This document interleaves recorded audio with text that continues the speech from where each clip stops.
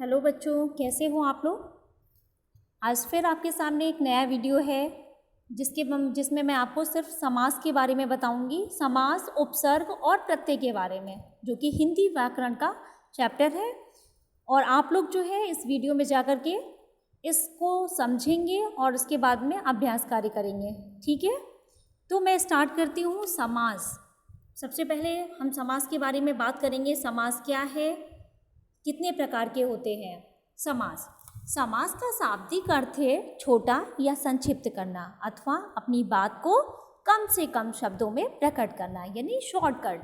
ठीक है, जैसे 10 है मुख जिसके, अर्थात वो कौन है, दशानन।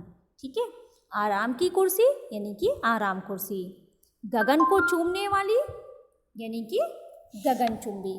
ठीक है, गगन को चूमने वाली क्या हो गया, गगनचुंबी। 3 रंगों का समाहार यानी कि तिरंगा। अब समास की परिभाषा की बात करते हैं कि समास क्या है। जब 2 या 2 से अधिक शब्द मिलकर एक नया शब्द बनाते हैं तो इस प्रक्रिया को हम क्या कहते हैं, तो इस प्रक्रिया को हम समास कहते हैं। ठीक है, समास करने के बाद जो शब्द बनता है उसे समस्त पद या सामासिक पद कहते हैं। जैसे दशानन, आराम कुर्सी, गगनचुंबी और तिरंगा सामासिक पद हैं। सामासिक पद में 2 भेद होते हैं, एक तो उत्तर पद होता है और दूसरा कौन सा होता है, पूर्व पद। यानी कि पहला पूर्व पद होता है और दूसरा उत्तर पद होता है। सामासिक पद के पहले भाग को पूर्व पद तथा दूसरे भाग को उत्तर पद कहते हैं। जैसे रसोई घर, अब यहाँ पर रसोई जो है वो पूर्व पद है और घर क्या हुआ, यहाँ पर उत्तर पद हुआ। ठीक है, तो ये था आपका समास। अब हम बात करते हैं समास विग्रह। विग्रह होता है अलग होना। ठीक है, समास विग्रह किसे कहते हैं, समस्त पदों को अलग अलग करना ही समास विग्रह कहलाता है। जैसे समस्त पद होता है जलधारा, और जब हम इसको विग्रह करते हैं तो ये हो जाएगा जल की धारा। ठीक है, क्या हो जाएगा, जल की धारा। ठीक है, इसी तरीके से सप्ताह अगर होता है तो सप्ताह मीन्स होता है 7 दिनों का समूह। सप्ताह क्या होता है, 7 दिनों का समूह। समास मुख्य रूप से 6 प्रकार के होते हैं। नंबर 1 तत्पुरुष समास, अव्ययीभाव समास, द्वंद्व समास, बहुव्रीहि समास, द्विगु समास और कर्मधारय समास। समास के कितने भेद हुए, 6। ठीक है, तो समास के जब 6 भेद होते हैं तो हम सबसे पहले उसमें बात करते हैं तत्पुरुष समास की। तत्पुरुष समास क्या होता है, जिस समास में दूसरा अर्थात उत्तर पद प्रधान हो उसे तत्पुरुष समास कहते हैं। जैसे देशवासी यानी कि देश का वासी।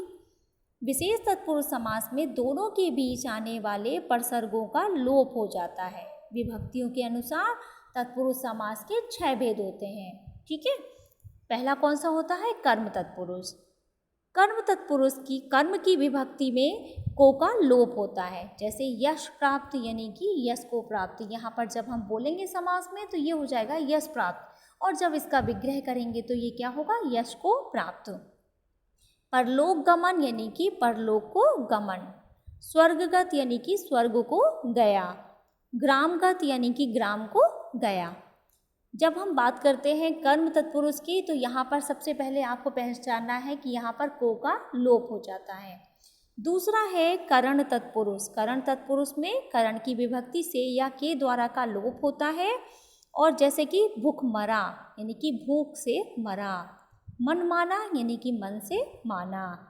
तुलसी कृत यानी कि तुलसी द्वारा कृत, यहाँ पर से या के द्वारा का लोप होता है समास पद में यानी कि सामासिक पद में, और जब विग्रह करते हैं तो उसमें ये सभी जो है विभक्तियाँ दिखाई देती हैं यानी कि से और के द्वारा।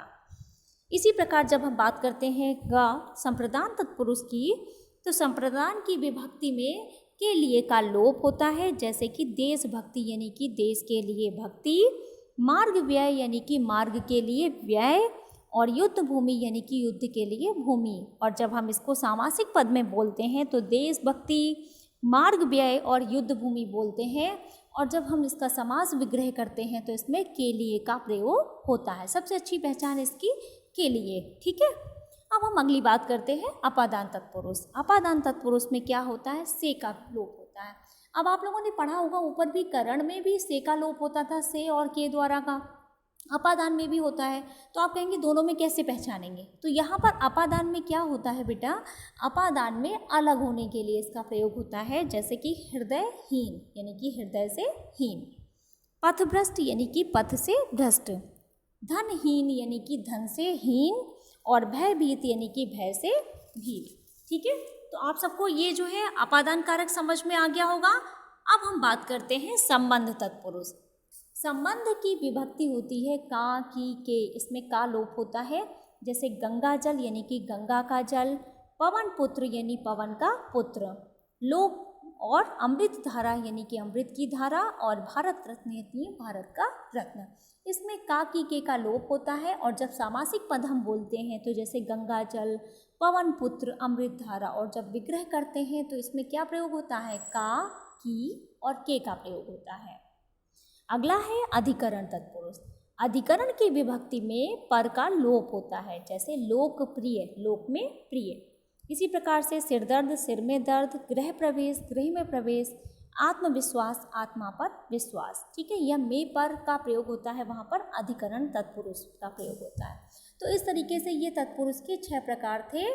ठीक है, जो आपको समझ में आ गए होंगे। अब हम बात करते हैं दूसरे समास यानी कि अव्ययी भाव समास।